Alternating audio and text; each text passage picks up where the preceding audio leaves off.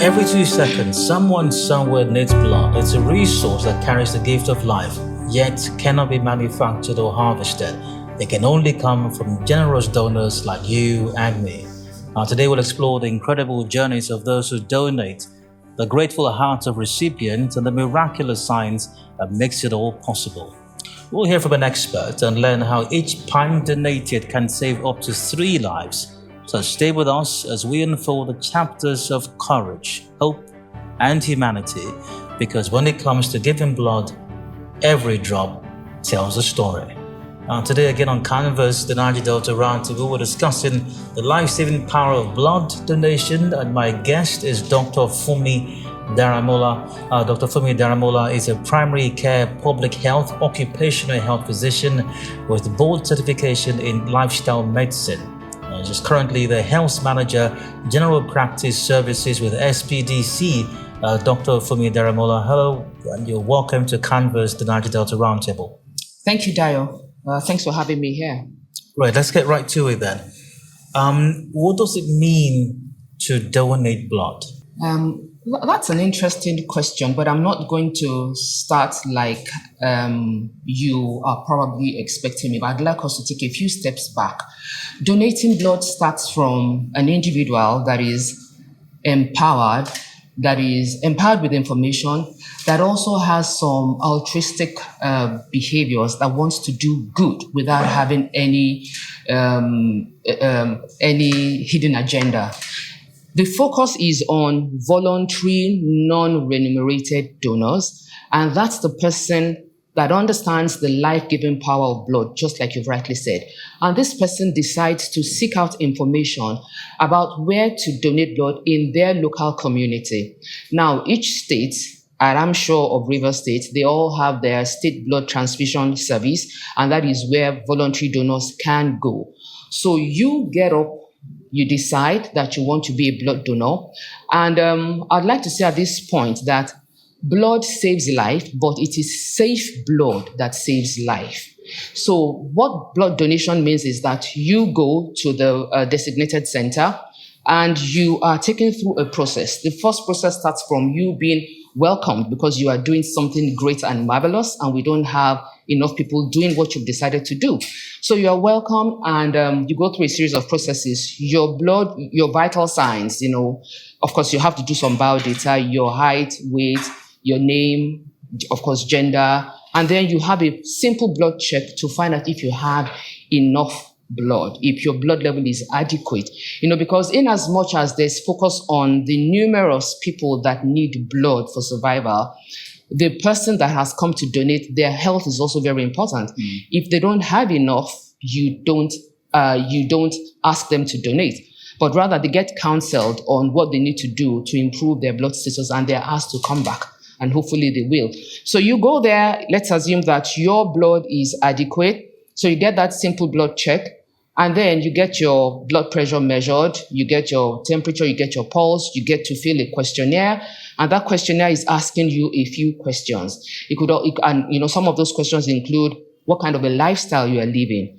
Because Doc, if you don't mind, pardon me, we'll get to some of the more intricate aspects of how the process actually runs. Okay. But thanks for the earlier parts, which, I really was curious what, blood donation really means. And you have answered that. Yeah. And what comes to mind for me next is, who requires blood to be donated? And what are the circumstances in which blood has to be donated? Okay, thanks, Dayo. The person that requires blood to be donated could be you, could be me. In other words, it's everybody.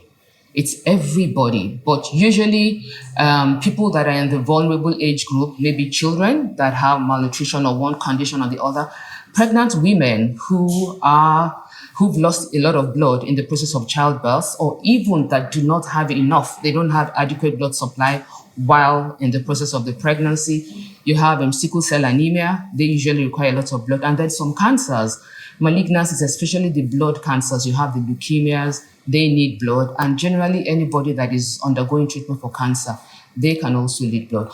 Accident victims, they also need blood. And then if you've had major trauma, there are times when it's not an accident, but a woman has an ectopic pregnancy.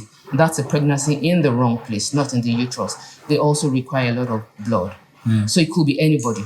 Now, earlier on, before I interjected, you were taking us through the process of Yeah. blood donation. So let's go back to that, please. How does that work precisely? Okay, so you go out of your house and then you arrive at that center. You are welcome and you fill a form. And part of the questions in that screening tool is to find out your lifestyle.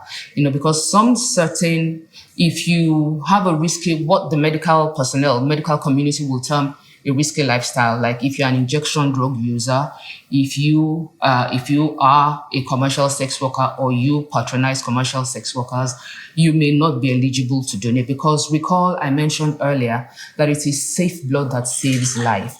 But this is not to turn anybody back, because even if you eventually do not get to donate because you have been found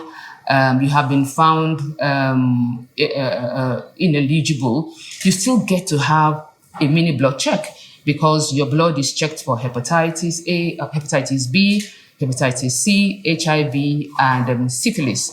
So if all of that is scaled through, getting to donate blood is like a 10-minute process, really. You are made comfortable. Occasionally, you could have a snack or a drink before, or you would have after. And then 10-minute process, you sit on a comfortable chair, they stick in the needle in your hand. It's all a very clean and sterile process, because the blood bag and the needle comes in a sterile pack. So it's opened in your presence, and then it's stopped, and the blood is collected. 10 minutes, you are done. And you're also allowed to rest for 10 to 15 minutes, and you would only go when you feel good enough to go home. I've often heard and possibly even read that persons with tattoos are not allowed to donate blood. Is that true? Well, that's a fantastic question. It depends on how long ago the tattoo was taken. If it's a recent one, you wouldn't be allowed. But if it's been on for a while, you can't donate blood. But the truth of the matter is, every blood that is collected is taken through a series of screenings. There's some conditions, in the early state, like HIV, like hepatitis, a simple screen may not be able to detect an early infection. And at the end of the day, an infected blood is inadvertently transfused. So more rigorous, meticulous screening is done for every blood that is collected. So even if the tattoo is old, maybe the person is new, fresh, the person doesn't remember or doesn't feel that it's important to volunteer that information, and the blood is collected, it is still going to be screened. And the screening doesn't happen before it's donated. All that happens before it's donated is a simple blood check to know the value, the level. If you have less than 35 to 38% as a woman, you may not be able to donate. And as 40% as a man, you may not be able to donate. How often can a person, professionals like yourselves and these centers often organize drives, initiatives to get people to donate blood? And there are persons who are, one might say, in the habit or are very eager to do so. How often can an individual donate blood?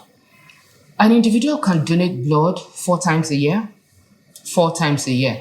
A woman 3 to 4 times, but a man can certainly donate blood 4 times a year. Because once you donate, you have about 9 bottles of water. That's the 500 ml bottle. You have about 9 bottles equivalent of blood in your system. A woman has about 9, a man has about 10. So donation takes just slightly less than 1 bottle out of you. So, and it takes you about 36 hours for your body to replenish that. So you can donate every 3 to 4 months. There have been some really bad stories that have come out from, blood donations or transfusions, which is what you do with blood that's been donated. And for that reason, a lot of persons have become skeptical about receiving blood from other persons. What have been responsible for some of these terrible stories, and have they been able to mitigate and to ensure that the system is a lot safer? Right, thanks for that. So, first of all, some of those stories are not true, because the Nigerian blood transfusion policy, or blood donation policy, makes it categorical that it's an offense to actually transfuse unscreened blood. So every drop, every bag that is collected must be screened.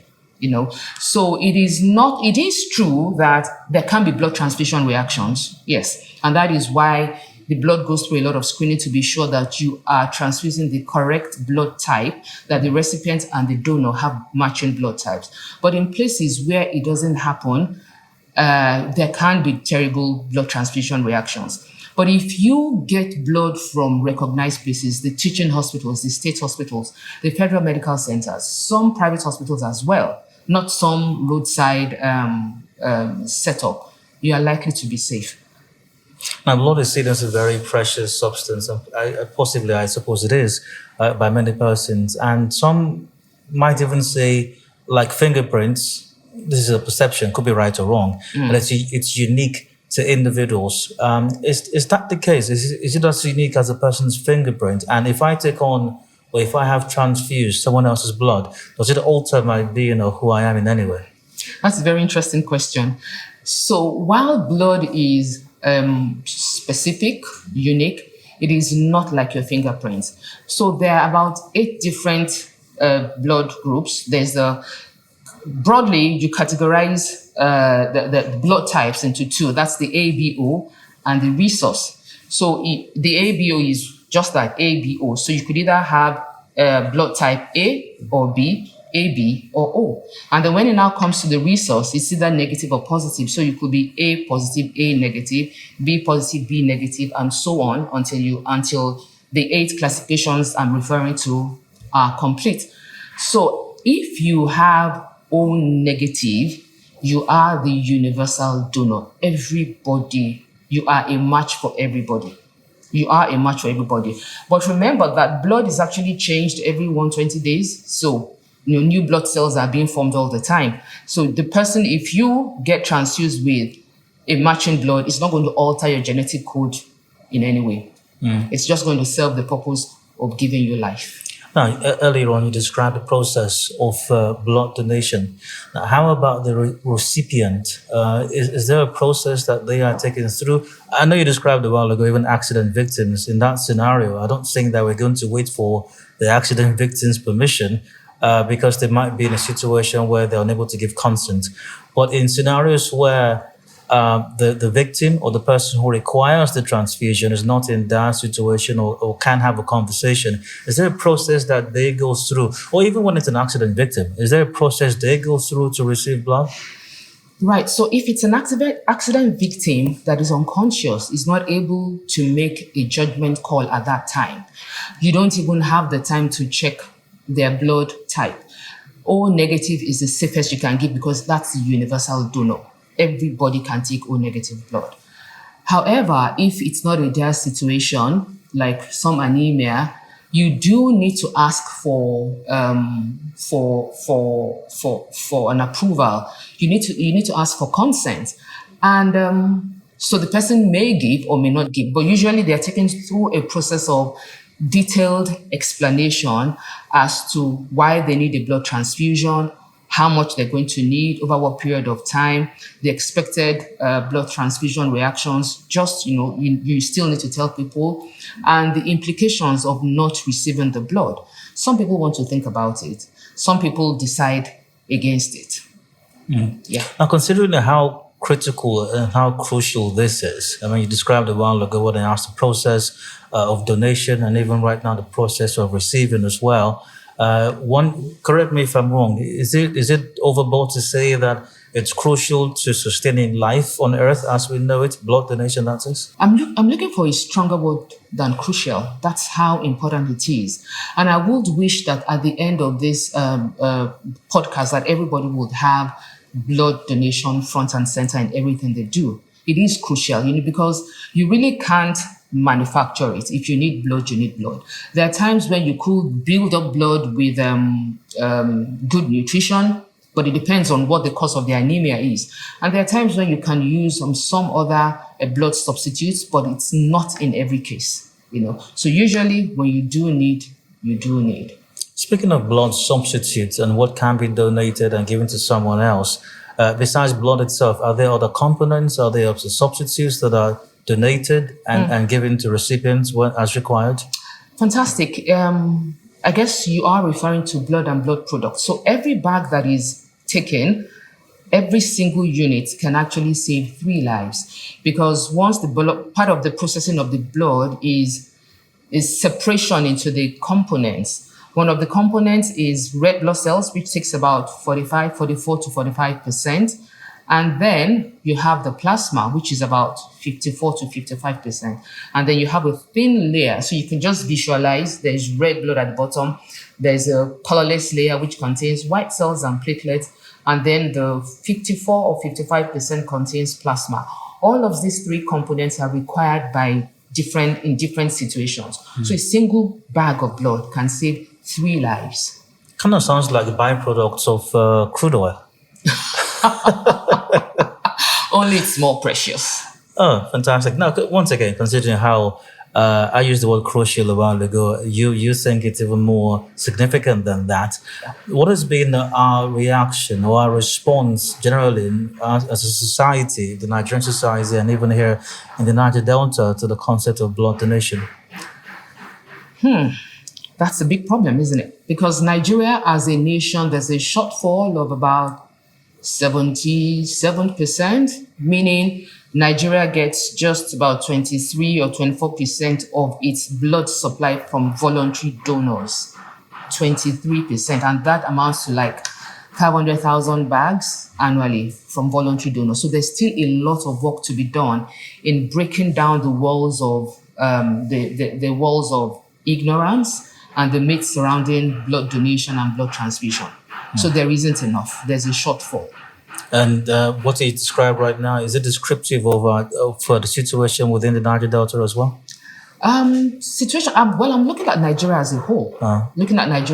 So I don't have specific statistics, but I would say that I'm not sure that there's any particular state in Nigeria that has adequate supplies from altruistic, non-remunerated donors, because that's the blood that is considered to be safest. If you donate blood without an ulterior motive, you just want to save life.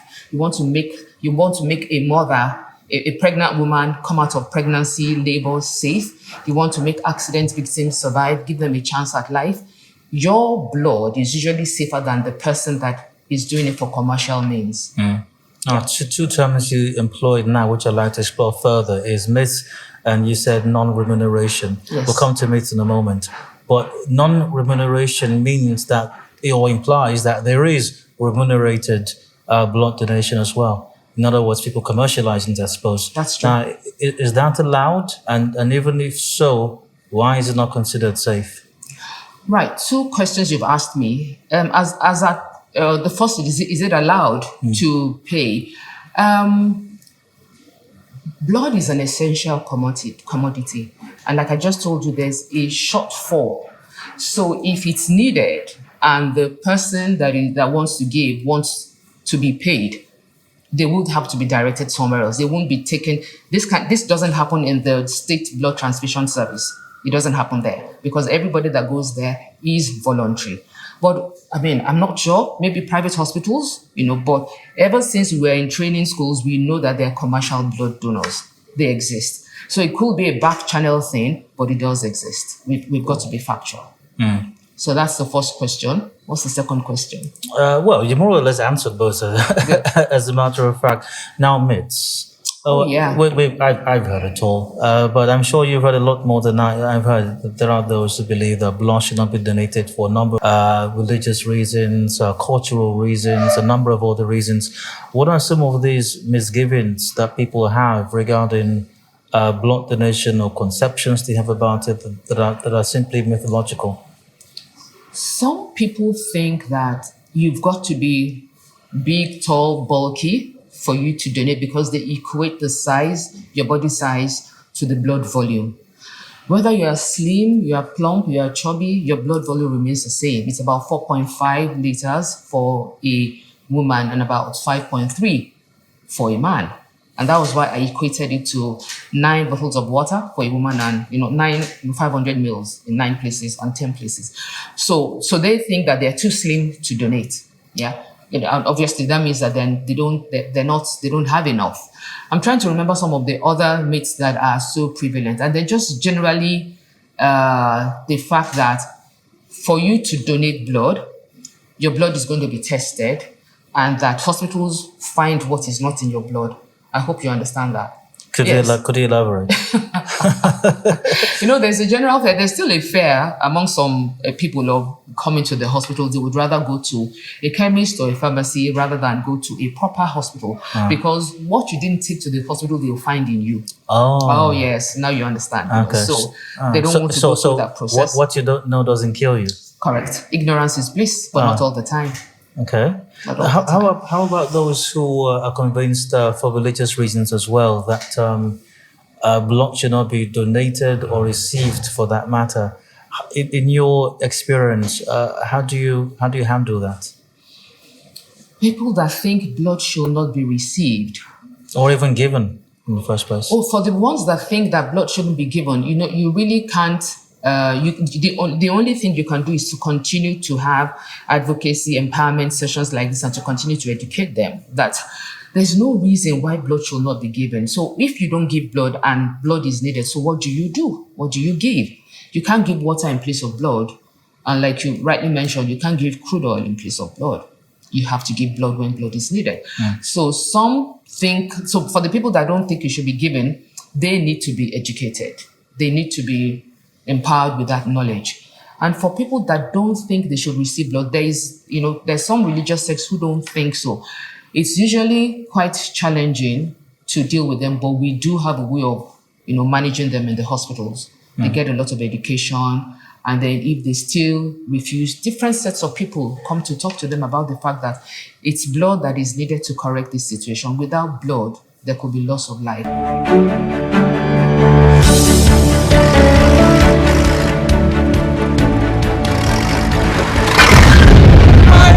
Yellow and black markers indicate pipeline and flow line right-of-way boundaries. Your activity could impact on the buried high-pressure hydrocarbon pipelines and flow lines, leading to possible leaks and explosion. Please keep off. Do not engage in sand mining or any form of excavation, pipeline vandalism, oil theft and bush burning within pipeline and flow line right-of-way. Do not farm, trade or locate any business on pipeline and flow line right-of-way. It is against the law to apportion land, sell, or build on pipeline and flow line right-of-way. Maintain a setback distance of at least 30 meters or about 100 feet from the right-of-way boundaries always. We care for your safety and that of the environment. This message is brought to you by the Shell Petroleum Development Company of Nigeria Limited, SPDC, operator of the Nigerian National Petroleum Company, NNPC Limited, Total Energies, and Ajib Joint Venture. Sometimes they agree, sometimes they don't. The expression blood is life, is that correct? Would you say that's correct? Yes, I would say that is correct. Blood is liquid life. Blood is life, yeah. Now that, for some persons, explains why the concept or the practice of blood donation is wrong. Because if I'm giving blood, I'm giving part of my life to someone else and could possibly be shortening the amount of life that I have ultimately. I see what you mean. Right, so blood is life, but blood is not life in years. So if you are destined to live 100 years, given a pint of blood, a unit of blood 4 times a year, is not going to reduce that. So if you now end up living less than 100 years, it's not because you donated blood. So blood is life because it contains the oxygen carrying capacity and all of the nutrients that is required. The reason it's also life is that, look, if there's a shortfall in blood volume, organs begins to shut down. You could have kidney failure, the liver begins to pack up, the brain stops functioning, organs begin to fail. If you lose about 5% of your blood, you may not feel anything, like somebody in an accident scene or losing blood. You lose maybe 10%, you may just feel a little bit confused, but by the time you're losing 20 to 40% of your blood, life is virtually ebbing out of you. So blood is life, but it's not life in years. I hope it clarifies. Absolutely. Good. Now, in the course of your practice, I'm sure you've had several experiences handling different medical situations, some of them emergencies. And you've had several striking encounters as well, I'm certain. As far as blood donation goes, what really striking experiences or encounters can you remember or can you share right now of someone who required blood, and maybe there was some really dramatic scenario that played out with that? I think the one that readily comes to mind, and I don't know why this comes to mind because it happened 28 years ago. Wow. Yeah. It was a little baby. The mother died at childbirth. So he was being catered for by the grandmother. And I'm seeing their faces right now. He needed blood, but the grandmother refused, based on religious grounds. And, we did a lot of counseling and all of that. But she refused. Luckily, I was on rotation, so I moved away from the hospital. But I wonder what happened to that boy. She refused. But the boy was too small to make a decision. It was less than a year old. He couldn't make a decision. But she refused.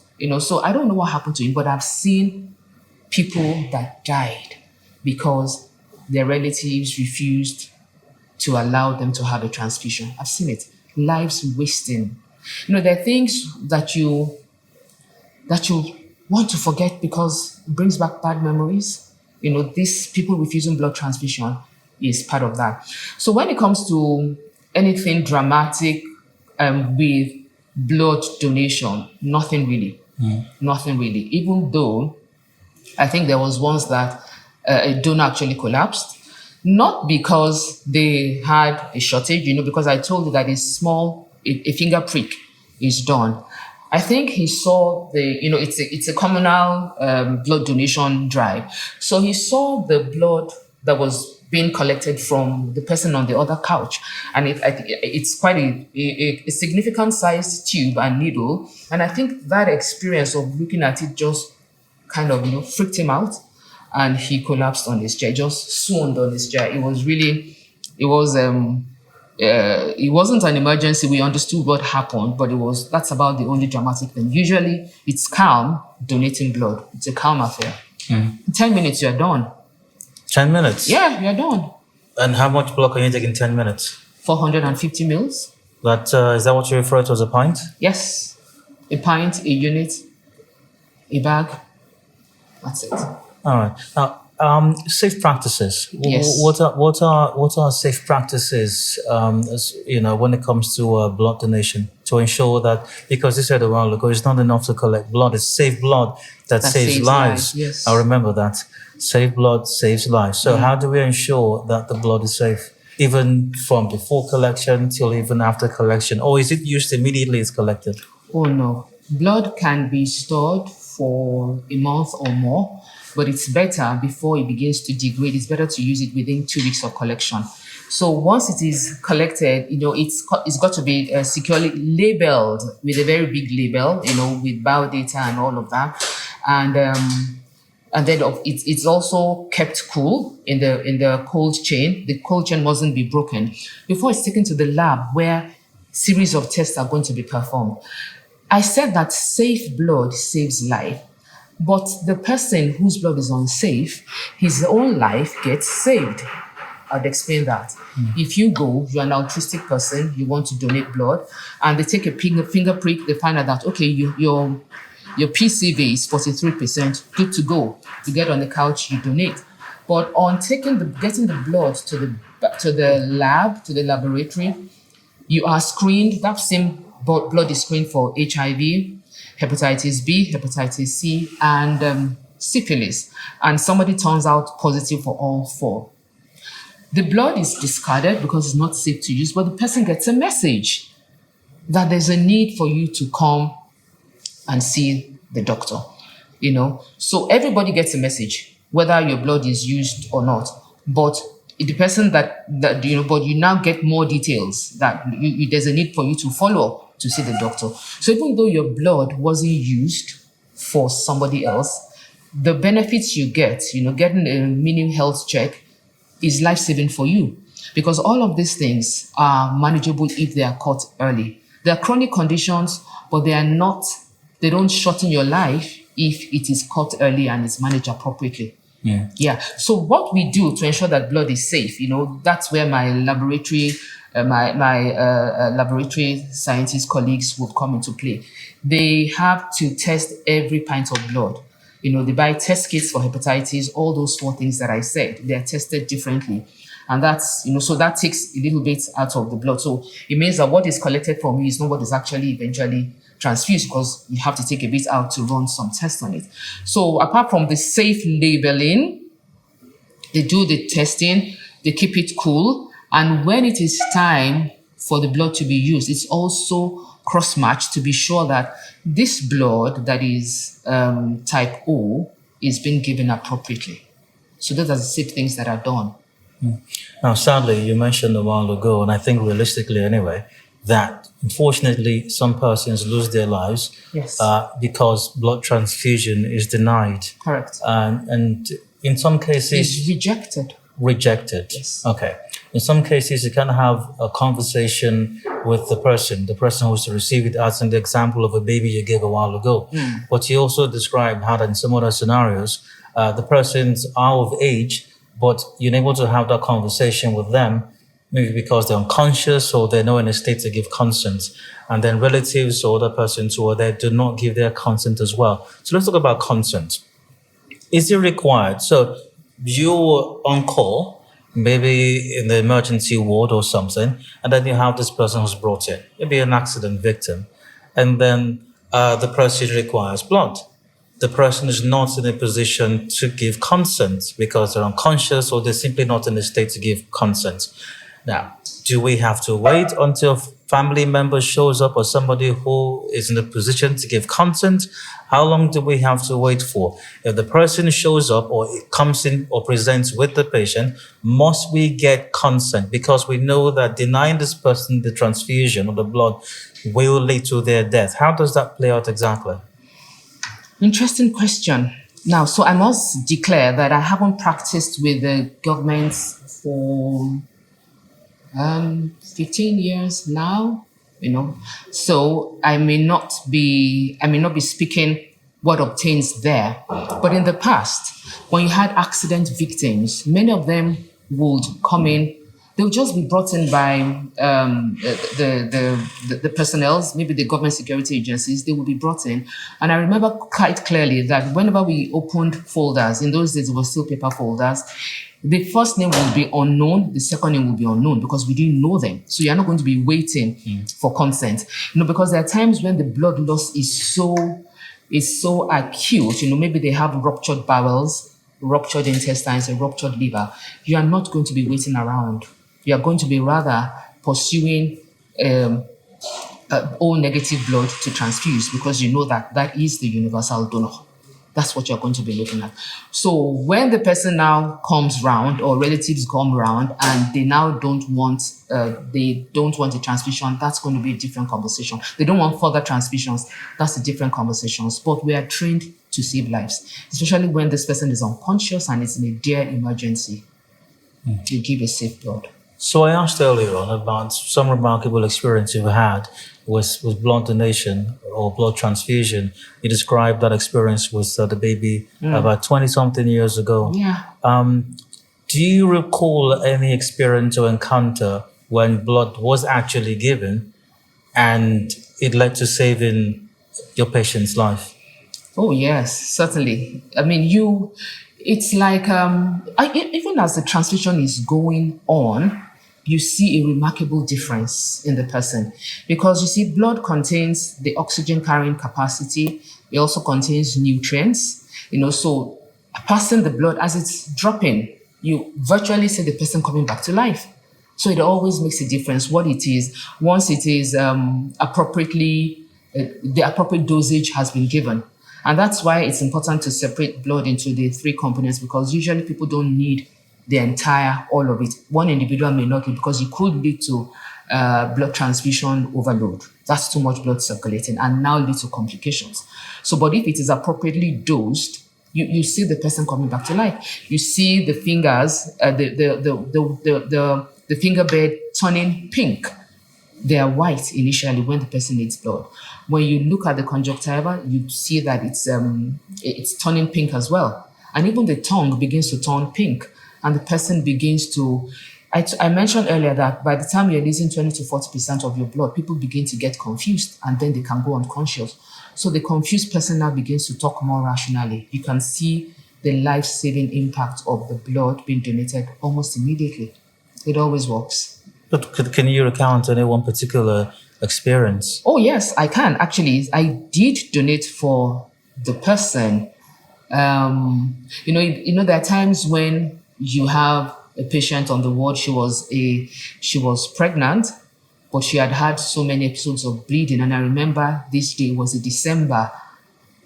People usually don't like bad things to happen in December, but this was something bad happening.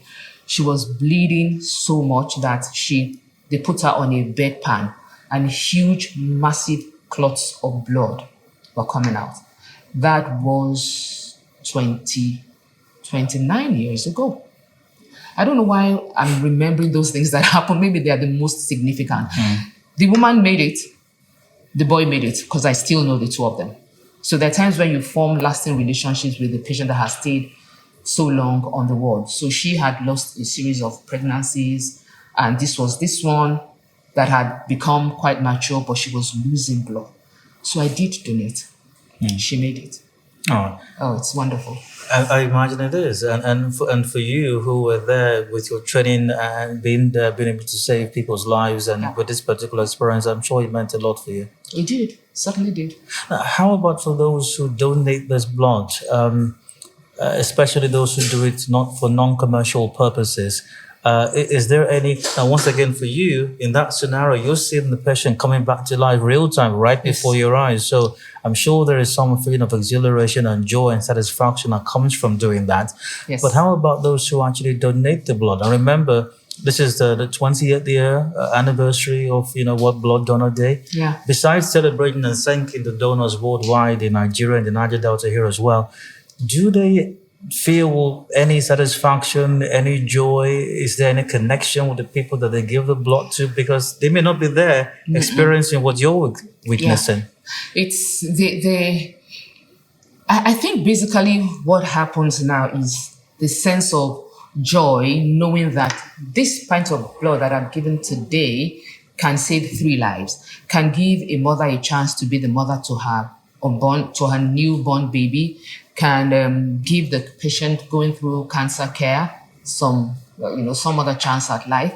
That joy of knowing that you are a lifesaver, I think that's all they go with now. It's difficult to match, you see, because once blood is collected in a blood drive, like for instance, if it's collected in Port Harcourt, hospitals that need it, the teaching hospital, the Braithwaite Memorial Hospital. So the blood is distributed to where it is needed. So it's difficult for someone who donated at a particular blood drive to know where their blood is going.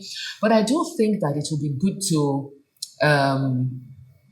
send people, apart from the initial text message, send them, further messages, just thanking them and appreciating what they've done. It's difficult to match where your blood will go. Yeah, it is. So that means that recipients of the blood as well are unable to, they don't know where the blood they received has come from, so they can't send a thank you card. No, unfortunately, that's the last thing on your mind if you need blood. You just need blood. And then you have faith that it is safe. Safely, it's been screened and all of that, that no viruses are being transmitted into your body. So that's all you need at that time. And then for people that now, the people can now just thank God for the life of the blood donors. But the blood donor doesn't get anything from the recipient. You don't know.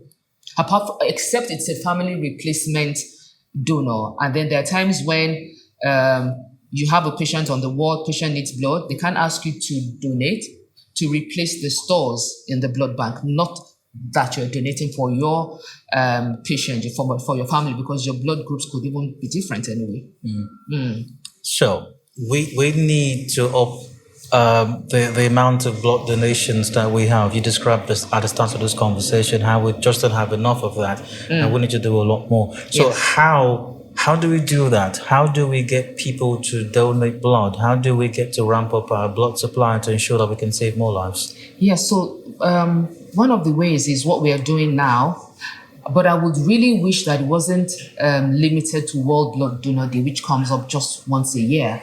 I think every day should be World Blood Donor Day. There should be something going on, media engagements, stakeholder engagements, so that people get to know, youth leaders, everybody has their little communities, market women, traders, little groups. Everybody needs to know about the life-saving power of blood. So that's one thing I think we need to, because you really can't force anybody to donate. It's got to be voluntary.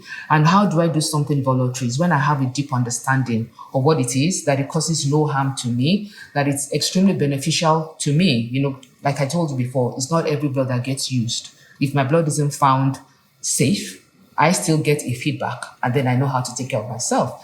And then, I think generally educating people and letting people know that it's not dangerous to donate. You have 9 bottles of blood, you're just giving 1 away, and in the next 36 hours or so, your blood level goes back to what it was. Nothing dangerous at all. Can organizations play any role at all? I mean, you're with SPDC currently. And speaking of which, has SPDC embarked on any initiatives to help us ramp up, blood supply? I do believe so. I may not have all of the facts here, but I seem to remember in my early days that we wanted to partner with an organization in Lagos. We wanted to partner with an organization to do a blood drive. And I do believe that my colleagues in Lagos for this 2024 World Blood Donor Day, they are also speaking about a blood drive. So I do believe that there have been some initiatives in that direction.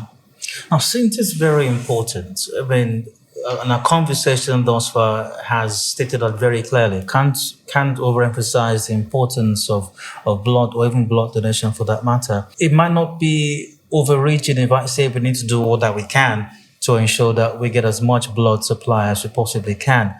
What then is wrong with providing remuneration, or even commercializing, if I may use that term, so that we can get more persons donating blood? Right. So globally, the drive or the steer is for non-remunerated donors. Because when you do this, it's expected that you have a heart for the people. Some form of altruism, you want to do good. And then because you know the power of your blood, you also tend to live a safer life. John, I told you before that there's some people that may not be eligible for blood donation. But it's been found that if you donate blood and you get paid for it, that's going to be, even when, I told you there's a screening form where you're expected to tell the truth. But if you're a commercial donor, you may begin to tell lies. At the end of the day, your blood becomes unsafe. What does that matter if we're still going to test it anyways? You're right. What does it matter if you're still going to test it anyway? Why it does matter is you don't also want to waste your time. You don't want to waste the test kit. So if you have a form that says, do you think you have HIV? Do you patronize commercial sex workers? Are you a commercial sex worker yourself? So many questions. If you do say yes to those questions, there may not be a need to use the 4 different kits that are used on each blood, and everything costs money. And that's why people think that blood is sold, that blood is donated free, but eventually gets sold. So blood isn't sold, at least in government hospitals, federal medical centers, state hospitals. You don't sell, but you do need to recover what you've spent on screening, so that the process keeps on going. Do you understand what I'm saying? So I guess that's about it. So what then can government do? To require policies of government? And can government help in any way with laws to ensure that we can ramp up supply? Well, I do believe that Professor Yuguda, that's the DG of the National Blood Transfusion Commission, and his team, I do believe they're doing a great work. Like I told you, there's a very robust policy and I'm sure that even his predecessors, they did the best they could, but, they are in charge of coordinating and regulating. They're the regulatory bodies, and I know that the policy is really so robust, maybe about 20 pages long, and I'm sure that in due course, we might actually be able to narrow the gap. Right now is about 23% that nationally is donated from from voluntary, non-remunerated donors. So eventually the gap will also close, with all of the activities that they are carrying out. I'm sure that this June 14 is something to look forward to, as they go about, awareness and things like that. Now, if we carry out engagements of this nature, like the conversation we're having now, we have lots of drives, and let's say for some positive reason, we all have a change of heart, and everybody decides to go out there and donate some blood to save someone's life. Could we have a blood glut, if you will? Could we have too much blood in our hands? Pardon the expression. You can never have too much. I wonder if you can even have enough. So even if everybody turned out, maybe in a local environment, the blood is going to be distributed, because blood has a shelf life, and the quicker you use it, the better the quality of blood. So the part of what they do, the blood transfusion service, is not just to ensure you get blood, but it must also be of high quality. So it is going to be distributed to wherever it's needed. Some may be taken out of the states if there's a need somewhere else. So we can't ever have enough. Never. Are there roles that religious institutions, religious leaders can play in ensuring that we're able to increase the drive of blood donation to ensure we can have at least close to enough? Yes, there's a big role that they can play, because these are influential people, religious leaders, leaders of small communities in the market, other stakeholders, government stakeholders. There's a role they can play because they have influence, they have interest, and they have large followerships as well. Celebrities could also even play a role. They can decide to partner with blood donor organizations. If we video them as they're donating blood, many people, especially the youths that follow them, would also jump on board, because they've seen their hero do that, and they know that it is, especially if he gets up and dances after, they know that it's safe to donate blood. So there's a lot that can be done. We're not doing enough yet. So constant engagement. There was a time in the early days when HIV was of high prevalence. Everywhere you went, on the radios, on the billboards, there was a particular jingle then that said, "Zip up till you marry." And I remember my son then, he told me that, "Mommy, I'll zip up till I marry." He didn't know the meaning, because he was 7 and he heard it all over. So when blood donation, the need to donate blood, when it's front and center like that, eventually the gap will close. Everybody has a role to play rather. And that's why I said it shouldn't just be June 14th, it should be almost every day. That should be a blood donor day. So, health, it's been said very often, is wealth. And ever so often, when I think about it, I think there's a day set aside for just about anything and everything you can possibly imagine. Yeah. And we have, of course, several health issues that we have different days to commemorate as well. Yeah. And that said, we're constantly being encouraged to take care of our health, to look after our health. You're asked to exercise regularly, you're asked to get enough sleep, you're asked to eat appropriately, you're asked to do this and that. So you don't do this, you don't contract this, or so you stay in such a state of health. How about ensuring that I have enough blood? Is there anything I need to do specifically for that, to ensure I have adequate blood myself so that I can give to someone else? Fantastic. If you have adequate nutrition, you don't have food intolerance, you don't have any problems in your gastrointestinal system that could stop you from absorbing the nutrients in your food, and you're not losing it regularly, because some of my women folk have heavy monthly menstrual flow, very heavy, and their bodies are not able to recoup. They have enough to get by, but they may just not have the level up to 35 to 38% that is required to donate. So if those conditions are not there, you're not losing blood on a monthly basis, you don't have digestive problems, and you're eating a normal diet, you will have enough.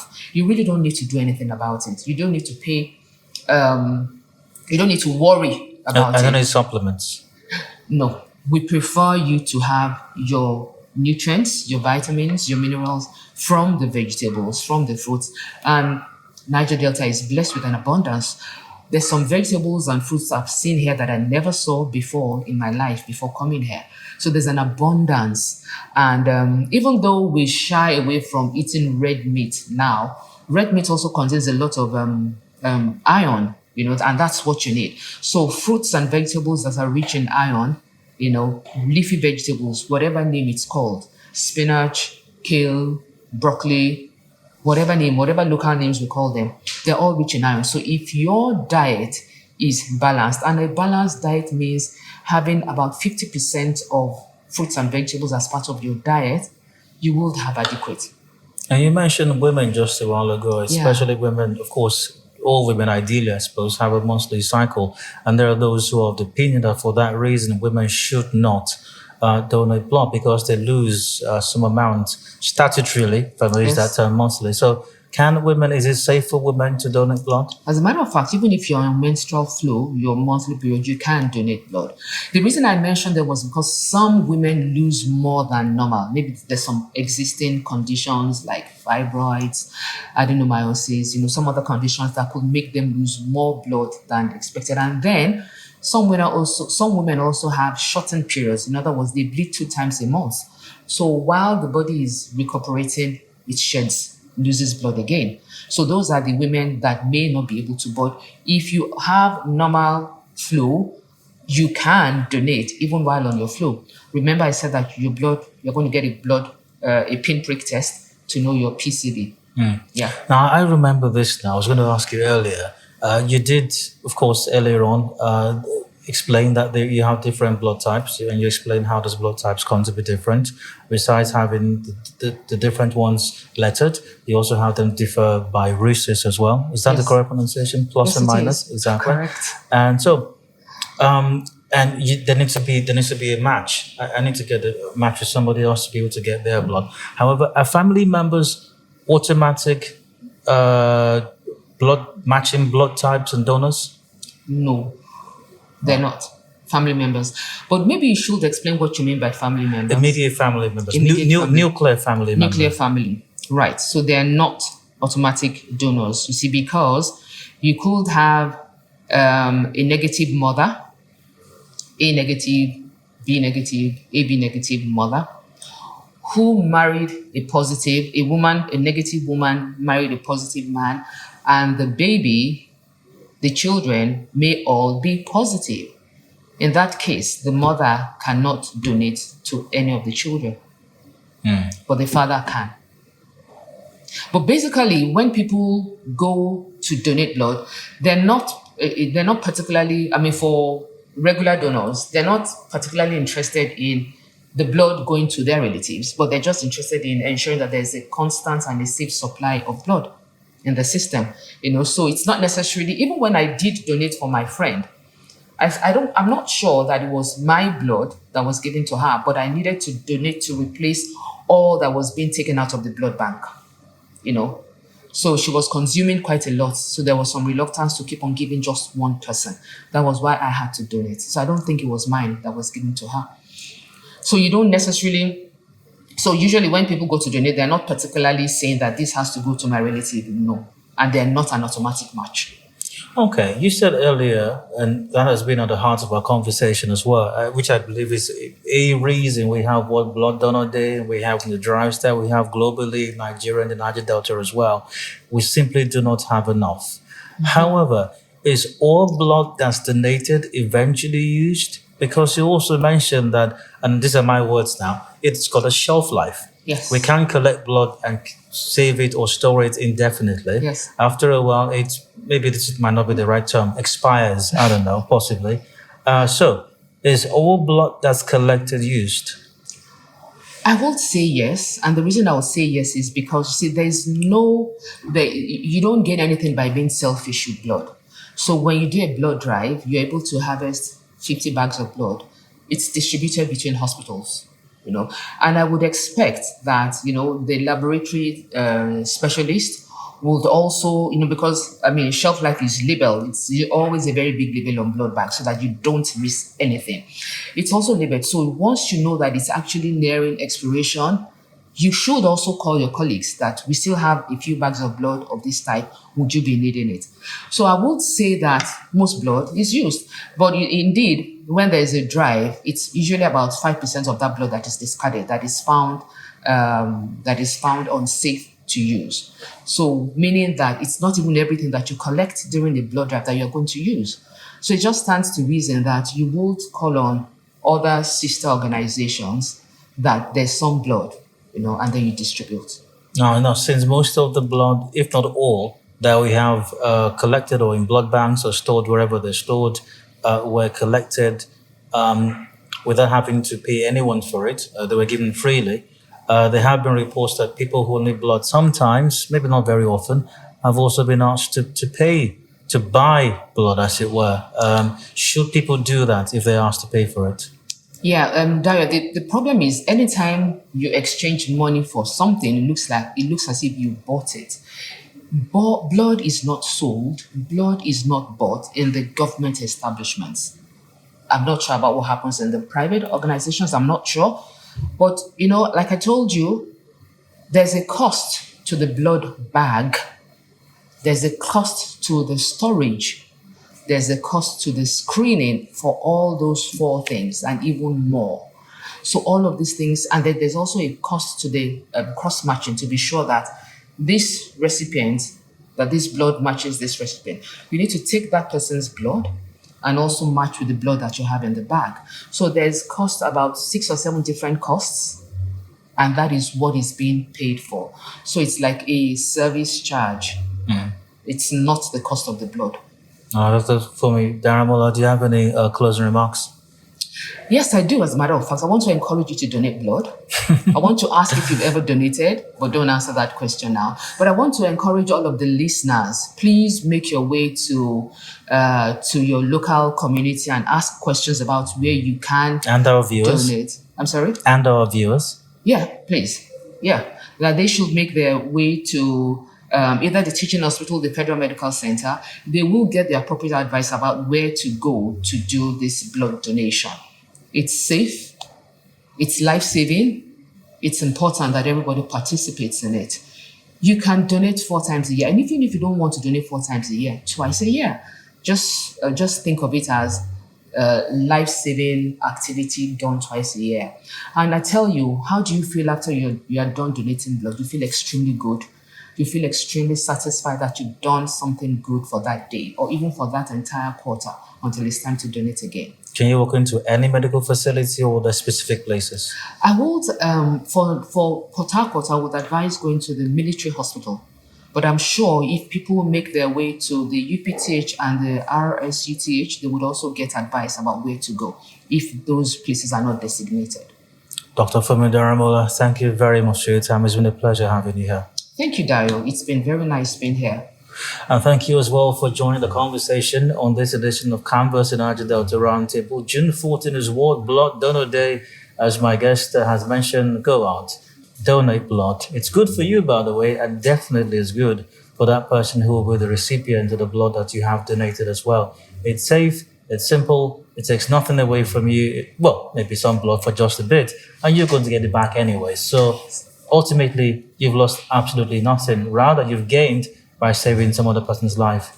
A reminder that Canvas in Niger-Delta Roundtable is sponsored by the operator of the NNPC, SPDC, Total Energy's active joint venture, the Shell Petroleum Development Company of Nigeria Limited. Thank you very much once again for joining us. I'm Adid Dayo, Ilushakin. Watch out for our next episode. Bye for now.